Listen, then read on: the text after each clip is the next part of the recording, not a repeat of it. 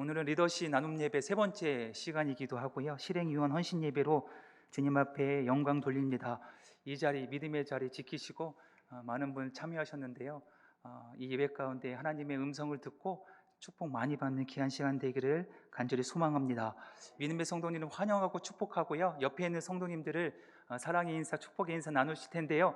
예배당에 오신 분들은 서로를 바라보면서 따뜻한 미소로, 따뜻한 말로 인사해 주시고요. 온라인 남성교회 통해서 참여하신 분들도 채팅창에 축복의 인사 나누시면 감사하겠습니다. 인사하겠습니다. 사랑합니다. 축복합니다. 사랑합니다. 축복합니다. 잘 오셨습니다. 오늘 말씀 가운데 도전받고 은혜 받기를 간절히 소망합니다. 우리 중에 교회 생활을 하는 분 중에 기간이 다 다를 거예요. 평생 교회를 섬기는 분들도 있고 또 얼마 안 되는 분들도 있을 것입니다. 그런데 공통적으로 느끼는 것은 교회는 정말 다양한 사람들이 모인 곳이구나 라는 것을 느낄 수 있을 것입니다. 저도 20살 때부터 신학생이 되었어요. 그래서 본격적으로 주님의 선한 사역을 배우고 감당하고 있는데요. 그러면서 정말 많은 성도님들을 만났습니다. 대개는 다 좋은 분이시고 따뜻한 분들도 많이 만났고요. 물론 상대하기 힘든 분들도 간혹 있었습니다. 간혹이요. 그런데 우리가 정말로 주님이 원하시는 공동체가 무엇일까? 하나님이 기뻐하시는 참된 교회가 무엇일까? 생각해 봤는데 이렇게 까다롭고 까칠한 사람, 나와 다른 사람, 나에게 불편을 주는 사람, 이 사람을 사랑하는 법을 배우는 곳이 교회다. 저는 그렇게 정의할 수가 있습니다. 왜냐하면 믿음의 공동체는 가장 중요한 특징 중에 하나는 하나가 된다는 거예요. 성령 안에 하나가 되고 또 서로 사랑하며 실천하는 것. 그것이 믿음의 공동체의 가장 근본입니다. 아무리 그 교회가 예배가 훈련이 성경 공부가 성교가 봉사가 활발히 진행된다 하더라도 서로 사랑하지 않고 미워하는 교회는 주님의 참된 교회라고 말할 수 있겠습니까? 아닙니다. 하나됨, 사랑, 이 두 키워드는요, 정말 우리 교회가 반드시 지켜야 할 근본, 기초입니다. 근간입니다. 왜냐하면 하나님은 한 분이십니다. 아멘. 그래서 우리는 하나가 되어야 되고요. 하나님은 또 사랑이십니다. 그래서 우리가 서로 사랑해야 합니다. 오늘 주일 낮 설교 때 우리 담임 목사님께서 황금률에 대한 이야기의 맥락을 이어서 오늘 들으시면 참 은혜가 될 것 같습니다. 사랑해야 합니다. 가장 근본, 가장 기초 위에 세워야 합니다. 그런데 그렇게 세우지 아니하면 그 어떤 것도 안전하지 못합니다. 아무리 높게 세워도 언젠간 그 건물은 무너지게 되어 있습니다. 아니 세운다 한들 곧 금이 가고 기울고 처음부터 헐고 다시 져야 합니다. 가장 중요한 거, 믿음의 공동체를 세워가는 데 가장 근간은, 기본은 바로 사랑이라는 거예요. 하나됨. 여기에서 출발하지 아니하면 다시 헐고 새로 져야 합니다. 코로나 바이러스 모두에게 고통이었습니다. 동시에 저는 드러나지 않는 것들이 다 드러났다고 생각합니다. 극복하지 못할 큰 산이 될 수도 있었지만 우리는 문제를 보지 않았습니다. 우리 교회는 그것을 기도 제목으로 마음을 품고 기도했습니다. 우리 교회는 위기 속에서도 일하시는, 역사하시는 주님의 손길을 경험했습니다. 위기를 기회로 역전시키려고 노력했습니다. 기도했습니다. 전환의 시기로 삼았습니다. 그랬더니 진정한 리더십은 위기에서 빛난다라는 주제처럼 코로나 위기 가운데 남성교회가 무엇보다 지혜롭게 리더십을 발휘했습니다. 어떤 리더십이냐면 우선 온라인이라는 낯선 환경에서 예배드리게 되었을 때 단순한 플랫폼 변경이 아니라 위기를 기회로 삼아 교회를 건축했어요. 온라인 남성교회를 건축했습니다. 건축하고 복음의 확장을 이루려던 리더십, 저는 참 존경합니다. 여러분이 함께 하셨습니다. 헌신하시고 기도해 주셔서 남성교회, 온라인 남성교회를 건축한 겁니다. 복음이 확장되었어요. 땅끝까지. 인터넷만 되면요, 실시간으로 생중계로 복음이 전파될 수가 있습니다. 그것을 우리가 해냈습니다. 교회의 장소, 예배의 형태에 제한받지 않다는 점. 처음에는 온라인으로 예배드리는 것은 부정적이었어요. 그렇죠? 근데 그것을 인식을 넘어서 변화를 통한 확장, 적극적으로 받아들였습니다. 복음이 세계로 생중계되었습니다.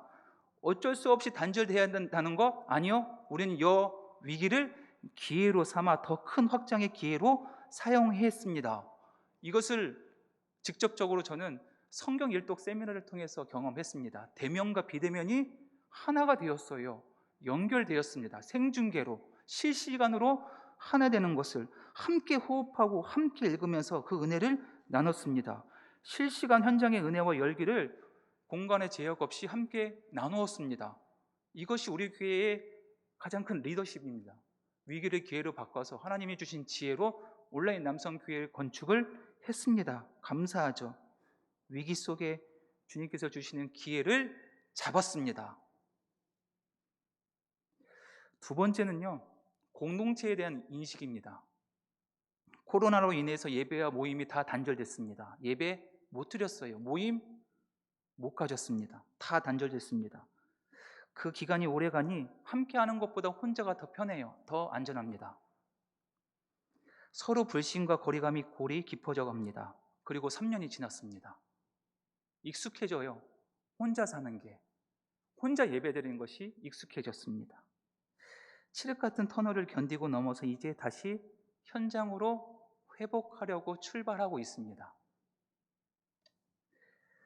왜 우리는 이곳으로 모일까요? 왜 우리 함께 있는 공동체로 모일까요? 저는 그리워서라고 생각합니다. 무엇이 그립습니까? 공동체의 그 따뜻함이 그리웠습니다. 예배의 현장에 주는 그 뜨거운 열기, 열정이 그리웠습니다. 그래서 믿는 자들이 다시 위기 가운데서도 하나 둘 모이기를 시작했습니다. 서로 공동체로 소그룹으로 다시 모여 소통하기를 시작했습니다. 저는 그래서 오늘 이 두 번째 과제를 통해서 여러분과 함께 고민하고 은혜를 나누고자 합니다. 공동체의 회복, 어떻게 시작해야 할 것인가?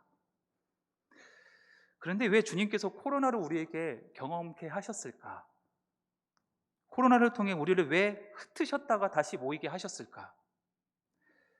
그렇습니다. 코로나로 인해 모든 교회의 모임과 공동체는 예배는 흩어졌습니다. 중단됐습니다. 마치 교만 위에 쌓았던 바벨탑처럼 흩으셨어요. 완전히요. 어떤 모임도 교회에서 이루어지지 않았습니다. 다시 처음부터 시작하기를 리셋을 원하시는 주님의 마음이 아닐까 저는 생각합니다. 그러니까 하나님의 목적이 있는, 하나님의 뜻이 여기 있는 거예요. 왜 중단시켰을까? 왜 흩으셨을까? 왜 우리가 그렇게 믿음의 공동체를 세우지 않았기 때문에 리스타트, 새롭게 시작하여라 라는 주님의 메시지가 아닐까 저는 생각합니다. 다시 기회를 주셨습니다. 이제 다시 믿음의 공동체를 쌓고 출발해야 합니다. 그런데 이전처럼 싸우면 안 됩니다. 이전처럼 하면 안 됩니다. 그러면 또 흩으실 거예요. 기독교의 가장 근간 위에 세워야 된다는 거예요. 우리 다 알고 있습니다. 무엇입니까? 사랑. 사랑 위에 공동체가 세워지고 사랑을 통해 소그룹이 회복되어야 되고 사랑으로 모든 구역과 성가대와 성교회가 다시 일어서기를 간절히 소망해야 합니다. 사랑이요, 사랑. 사랑 위에 모든 것이 시작해야 합니다. 그렇습니다. 사랑 기초, 그 사랑의 기초 위에 믿음의 공동체를 세워가야 합니다. 시작해야 합니다. 내가 좋은 사람이든 내가 싫어하는 사람이든 상관없습니다. 우리는 함께 사랑의 공동체를 이루는 법을 배우고 함께 실제로 사랑을 실천해 믿음의 공동체, 이 사랑의 공동체를 시작해야 합니다. 세워야 합니다. 그것이 코로나로 인해 흩으시고 다시 세우시기를 원하는 주님의 마음, 그리고 주님의 명령이기 때문에 이렇게 해야 합니다. 코로나 전에 우리 그렇게 하지 못했어요.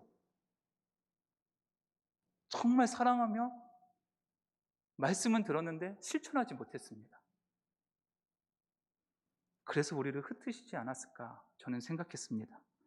예수님 안 믿으면 상관없어요. 그냥 혼자 그렇게 사셔도 됩니다. 그런데 정말 예수님 믿는다면 예수님이 주신 그 명령 순종해야 합니다. 그것이 참된 그리스도인입니다. 그런데 그렇게 하는 거 참 쉽지 않습니다. 우리가 지금까지 그렇게 해왔기 때문에, 경험했기 때문에 실천하기 어렵습니다. 서로 사랑하라, 원수까지 사랑하라, 어려워요. 그래서 못했습니다. 그런데 이제는 해야 합니다. 왜? 기회를 주셨기 때문에. 리스타트, 처음 시작의 기회를 주셨기 때문에 우리는 그렇게 말씀에 순종하고 시작해야 합니다. 그 근간 위에 우리의 믿음의 공동체를 세워야 합니다. 예수님은 십자가에 돌아가시기 직전에 제자들과 함께 최후의 만찬을 하시면서 발을 씻기시고, 그리고 제자들에게 새 계명을 주셨습니다. 요한복음 13장 34절에서 35절 말씀입니다. 34절과 35절의 말씀을 우리 함께 한 목소리로 읽겠습니다. 시작. 새 계명을 너희에게 주노니 서로 사랑하라. 내가 너희를 사랑한 것 같이 너희도 서로 사랑하라. 너희가 서로 사랑하면 이로써 모든 사람이 너희가 내 제자인 줄 알리라. 아멘. 주님의 말씀입니다. 사랑하라, 사랑하라, 서로 사랑하라.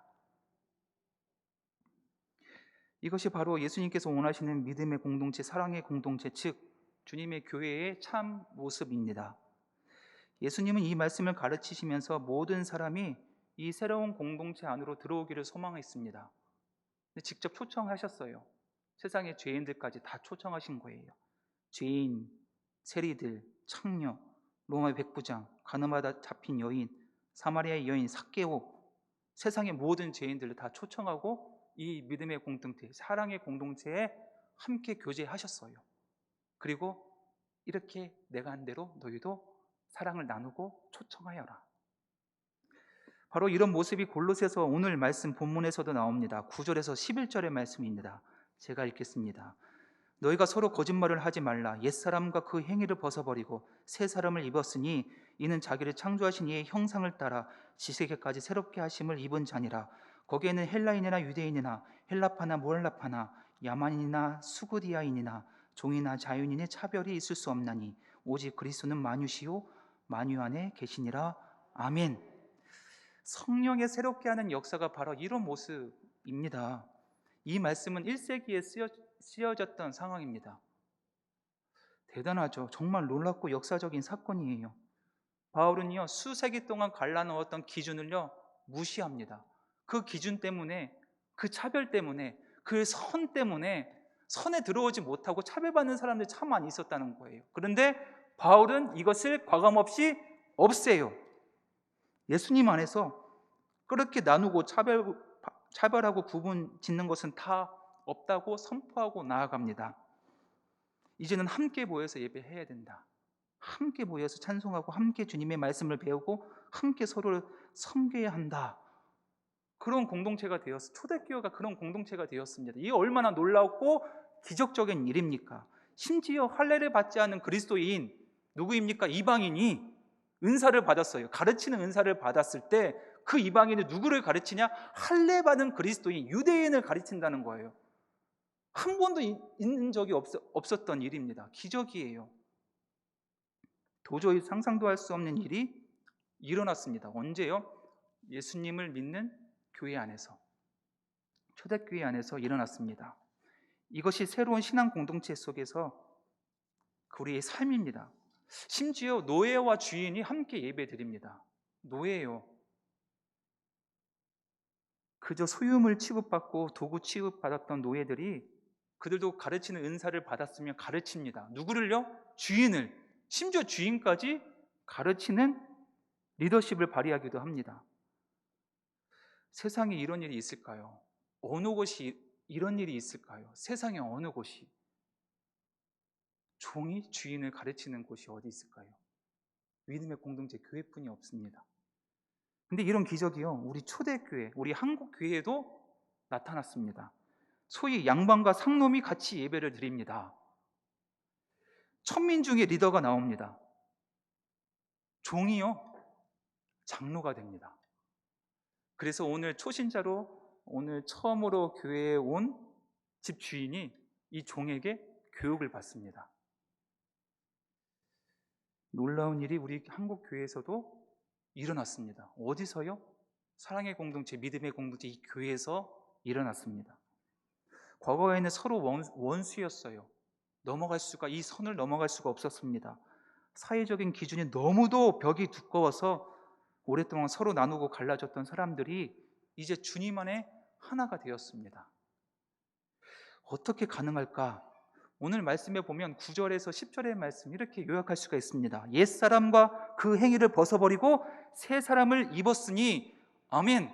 옛사람 그 중심에는요 나밖에 없었어요. 이기적인 마음, 이기적인 욕심, 자기 중심, 그것 때는 불가능했습니다. 그런데 그 중심에서 다 내려놓고 예수님을 품으니 가능해졌습니다. 예수님을 모시니 가능해졌습니다. 사랑하는 성도 여러분, 코로나 이전에 옛사람을 벗어버리기를 소망합니다. 내 중심에 세상의 가치가 있다면 다 버리시기를 소망합니다. 그래서 성령으로 새 사람 되어서 우리 중심은 오직 예수 그리스도, 예수님을 모심으로 사랑으로 하나 되는 믿음의 공동체를 세워가는 저와 여러분 되기를 간절히 소망합니다. 초대교회는 이처럼 하나님의 능력이 날마다 펼쳐져 나갔습니다. 놀라운 공동체였습니다. 그런데 초대교회가 완벽한 공동체냐? 그렇지 않았습니다. 문제 많았습니다. 교회 내에 파가 많이 갈렸어요. 헬라파 유대인과 히브리파 유대인들의 갈등은 너무도 심했습니다. 언어가 달랐어요. 헬라어를 히브리어를 쓰는 유대인들이 서로 선을 긋고 교회에서 갈등이 있습니다. 요즘 말로 국내파, 해외파의 갈등입니다. 또 할례를 받은 교인이 있고 할례를 받지 않는 이방인 그리스도인들이 있는 거예요. 이들의 갈등 심했습니다. 또 사도행전 15장 후반부에 보면 바울도 바나바와 심히 다투어 갈라졌어요. 바울도 다투었어요. 교회 안에서. 또 고린도전서 1장에 보면 교회 안에 여러 파가 생기는데 누구에게 세례를 받았냐에 따라서 게바파냐, 바울파냐, 아볼로파냐, 그리스도파냐 이렇게 심하게 갈등 가운데 있었습니다. 교회에도 마찬가지입니다. 초대교회도 갈등하고 싸우고 갈라지는 이들이 허다했습니다. 불완전했습니다. 그러니까 교회는요 모든 사람들이 자동적으로 쉽게 사랑을 만들어내는 공동체, 이상적인 공동체 아닙니다. 결코 아닙니다. 교회 안에도 여러 가지 어려움이 생길 수 있고 나를 힘들게 하는 까다로운 사람들도 있을 수 있습니다. 우리 교회도 크고 작은 갈등 있을 수 있습니다. 없을 수는 없습니다. 그럼에도 불구하고 그런 장벽을 넘어 사랑으로 하나 되는 공동체, 그것을 만들어가는 것이 우리의 역할입니다. 그것이 참된 교회입니다. 사랑하는 성도 여러분, 직장에서 일터에서 일하는 사람들을 한번 나열해 보십시오. 근데 이분만 함께 일하면 힘들어요. 까칠해요. 나를 힘들게 괴롭히는 사람 있지 않습니까? 사랑하기에 참 힘든 사람들입니다. 이런 사람들은 사포와 같은 사람들, 빼빠라고 하죠. 거친 면을 문지르는 그 오돌톨톨한 그 까칠까칠한 면을 나에게 막 문질러요. 나에게 문지르면 나 어떻게 됩니까? 상처받습니다. 피도 나요. 아프게 하는 사람들이 참 많이 있습니다. 그런 사람들과 옆에 있고 함께 일하면 기운이 빠지고 일할 맛도 안 나죠. 상처받습니다. 떠나고 싶고 불편합니다. 사랑하는 성도 여러분, 혹시 우리 실행위원 리더님들, 우리 성교회 중에 아니면 성가대 중에 또는 각 부서 중에 이런 사람이 있으면 리더로서 어떻게 해야 됩니까?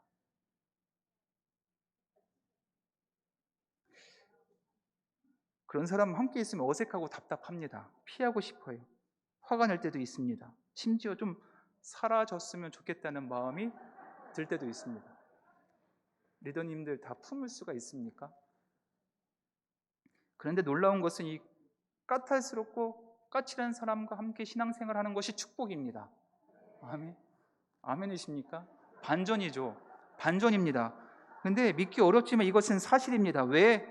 이 까탈스러운 사람 덕분에 내 삶에 내 영적인 깊이가 더 깊어지기 때문에, 내 영적으로 성장하기 때문에, 이분을 통해서 피하고 싶은 이분을 통해서 내 영혼이 성장하고 성숙하기 때문에 그것이 축복입니다. 하나님의 자녀로서 또 그리스도의 제자로서의 표시가 무엇이라고 했습니까? 새 계명을 우리에게 주셨잖아요.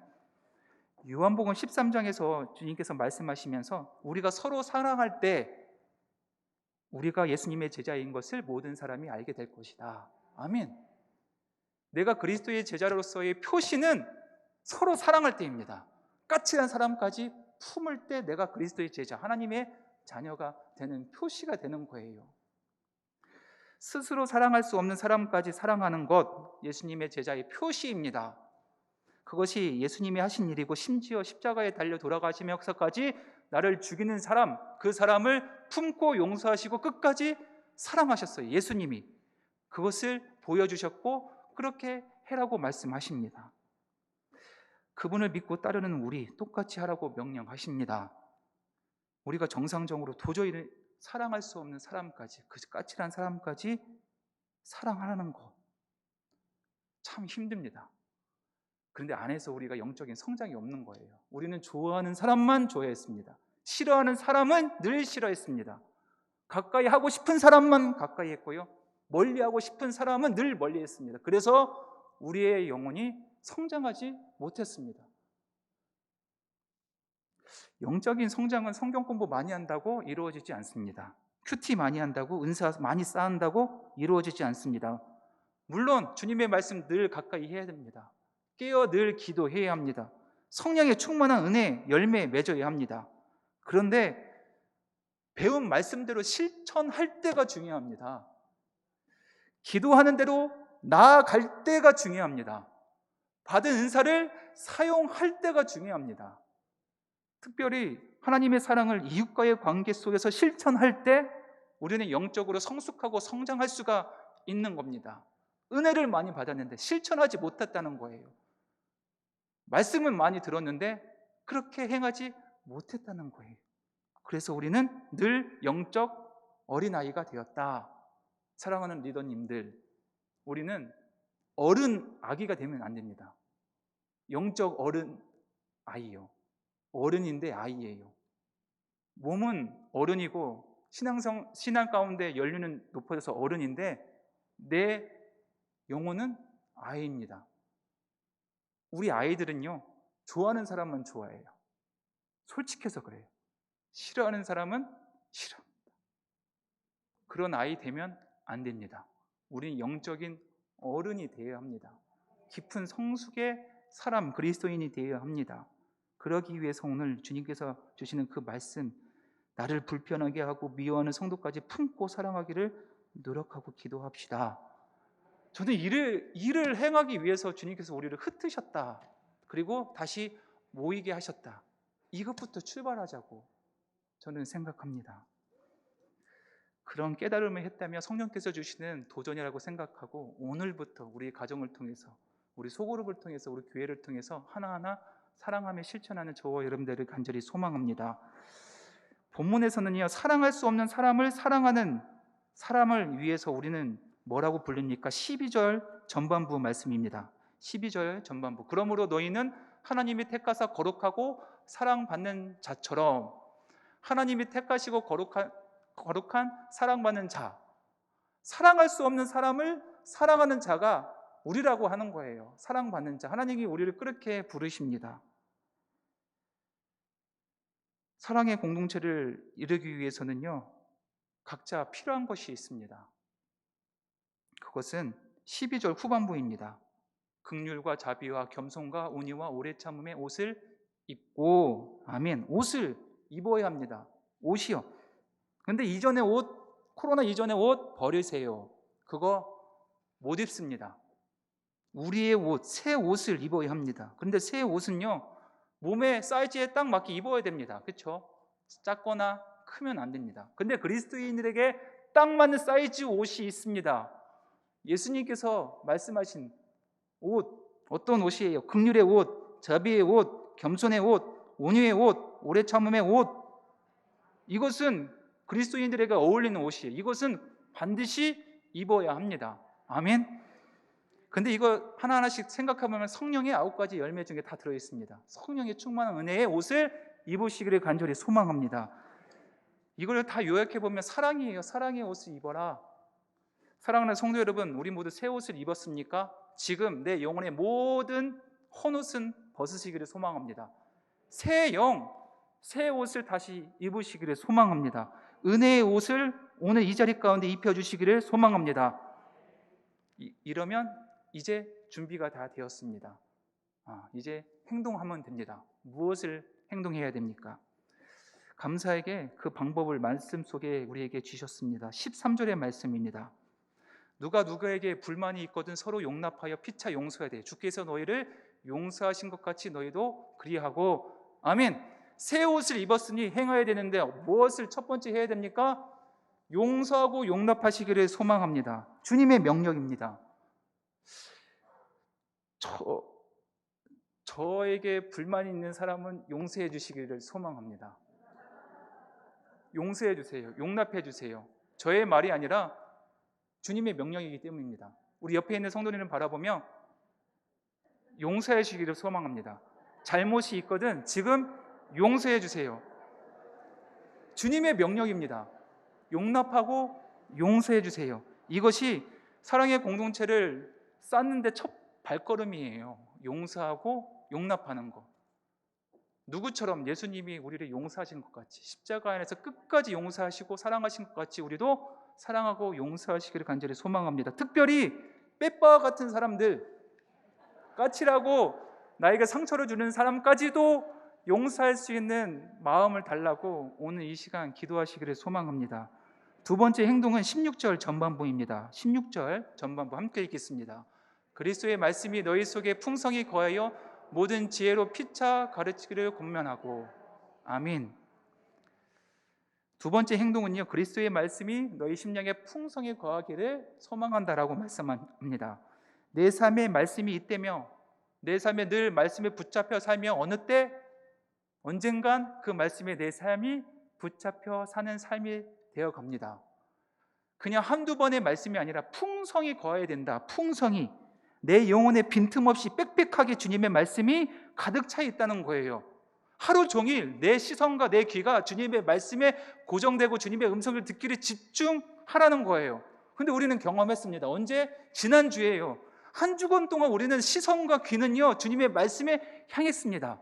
얼마나 은혜가 넘쳤습니까? 그런 사람은요 가르치지도 않아도 됩니다. 왜? 그의 삶에서 하나님의 은혜가 흘러가기 때문에, 그 삶 가운데 주님의 은혜가 흘러가기 때문에 가르칠 필요도 없습니다. 내 마음에, 내 영혼의 풍성의 마음에 말씀의 은혜가 차고 넘칠 때 그 은혜가 여러 사람들에게 나누어 줄 수가 있습니다. 말씀이 충만한 리더들 되시기를 간절히 소망합니다. 세 번째 행동 16절 후반부의 말씀입니다. 함께 읽겠습니다. 시와 찬송과 신령한 노래를 부르며 감사하는 마음으로 하나님을 찬양하고. 아멘. 함께 찬양해야 됩니다. 함께요. 함께 예배하고. 혼자서 찬양하고 혼자 은혜 받는다? 이거는 반쪽짜리 신앙입니다. 함께 모여 같이 하라는 거예요. 같이 하는 거 굉장히 중요합니다.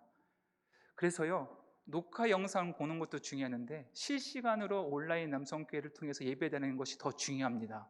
왜? 여기에서 우리가 함께 호흡하고 함께 은혜를 나누기 때문에 함께 하는 것이 우리 공동체가 가장 중요한 역할이기 때문입니다. 함께. 그래서 우리가 매주 함께 모이는 이유도 여기 있습니다. 매주 모여서 예배드리고 매일 새벽에 모여서 예배드리고 기도하고 또한 성가대로 모이고 주중에도 모이고 성교회로 모이고 구역으로 모이는 것, 함께 모이는 것이 바로 여기에 있습니다. 왜냐하면 우리는 서로를 필요하기 때문에, 우리 성도님의 중보가 필요하기 때문에 혼자는 못 섭니다. 또 우리는 서로를 섬겨야 하는 존재이기 때문에 그렇습니다. 혼자 신앙생활 못합니다. 교회라는 단어는 단수이지만 의미는 복수입니다. 단수가 아닙니다. 혼자로서는 교회가 될 수가 없습니다. 최소 2명 이상 주님의 이름으로 모이는 그곳에 공동체, 믿음의 공동체, 교회가 될 수가 있습니다. 교회가 그리스도의 몸입니다. 우리는 지체입니다. 지체가 역할을 하기 위해서는 그리스도의 몸에 딱 붙어 있어야 합니다. 각각 다양한 지체를 우리에게 하나님께서 달란트를 주셨는데 이 지체들의 역할을 하기 위해서는 어디에 모여야 됩니까? 그리스도의 몸, 교회에 모일 때 우리는 지체로서 역할을 할 수가 있는 겁니다. 함께 모입시다. 함께 모이기를 노력하는 저와 여러분 되기를 간절히 소망합니다. 17절의 말씀입니다. 마지막인데요. 함께 읽겠습니다. 시작. 또 무엇을 하든지 말이나 일에나 다 주 예수의 이름으로 하고 그를 힘입어 하나님 아버지께 감사하라. 아멘. 무엇을 하든지 무슨 말을 하든지 무슨 행동을 하든지 다 주 예수의 이름으로 하면 우리는 사랑의 공동체 든든히 세워갈 수가 있습니다. 아멘. 오늘은 실행위원 헌신예배로 주님 앞에 드립니다. 실행위원은 우리 교회 가장 부서 중에 가장 장입니다. 가장 머리이죠. 리더들입니다. 늘 선두에 서서 때로는 수많은 화수들을 막을 수 있는 방패가 되어야 합니다. 또 뜨거운 태양을 그늘막이 되어 주어야 합니다. 또 손수건을 가지고 상처 입고 눈물 날 회원들을 닦아 주어야 합니다. 그것이 리더입니다. 그런데 리더가 가장 최선을 다해서 힘써야 할 것은 내가 속한 그것이 사랑의 공동체, 사랑의 기반으로 세운 공동체, 그것이 우리 리더가 반드시 힘써야 할 것입니다. 그 사랑의 공동체를 이루기 위해서 우리 주님께서 우리를 리더로 불러주셨어요. 책임을 주신 거예요. 그것이 우리의 사명입니다. 그것을 하라고 우리의 교회의 직분자로 지금 이 시간 불러주셨습니다. 물론 이거는 다 직분자, 리더들만의 사명이 아닙니다. 우리 모두의 숙제이고 기도 제목입니다. 하나됨의 공동체를 위해서, 사랑의 공동체를 위해서 우리가 함께 모든 성도들이 노력을 해야 합니다. 그리고 우리 공동체 안으로 누구든지 불러와야 됩니다. 까칠한 사람도 괜찮습니다. 헐벗은 사람도 괜찮습니다. 다 초청하십시오. 주님의 명령입니다. 아직도 문을 닫고 있는 사람들, 아직도 잠을 자고 있는 멀어져가는 사람들, 까칠하고 까다로운 사람들 할지라도 주님께서는 다 그 우리의 공동체, 사랑의 공동체를 불러오라라고 말씀하십니다. 그래서 언젠간 이제 내 집이 다 찼다 말씀하실 때까지 그 명령에 복종하고 순종한 저 여러분 되기를 간절히 소망합니다. 사랑하는 성도 여러분, 헌신 예배에 참여하는 실행위원들 비롯하여 우리 모두가 주님의 명령, 주님의 말씀에 마음속에 깊이 새기기를 소망합니다. 우리 교회가 다시 주님의 근간 위에, 사랑 위에, 기초 위에 다시 세워지기를 간절히 소망합니다. 하나 되는 공동체, 믿음의 공동체 되기를 소망합니다. 맡겨주신 영혼 구원의 사명 능히 감당하는 공동체 되기를 소망합니다. 그 기초 위에 세우면 어떤 것도 세워도 흔들리지 않습니다. 무엇이 두렵겠습니까? 사랑의 공동체, 믿음의 공동체, 영혼 구원의 공동체, 그 공동체가 근간이 탄탄하게 다져지면 무엇이 무섭겠습니까? 흔들리지 않습니다. 어떤 것도 해낼 수 있습니다. 바라건대 올 한 해 우리 남성재단에게 맡겨주신 그 전진하고 성장하고 부흥되는 역사를 우리가 믿음의 눈으로 바라보는 복된 하나가 되기를 소망합니다. 그를 위해서 우리를 직분자로 불러주셨사오니 그 직분에 아멘으로 순종하고 더 사랑하고 주님을 더 사랑하고 더 사랑을 이웃을 실천하고 영혼 구원의 사명을 능히 감당하는 저와 여러분 되기를 좋으신 예수님의 이름으로 간절히 축원합니다. 아멘.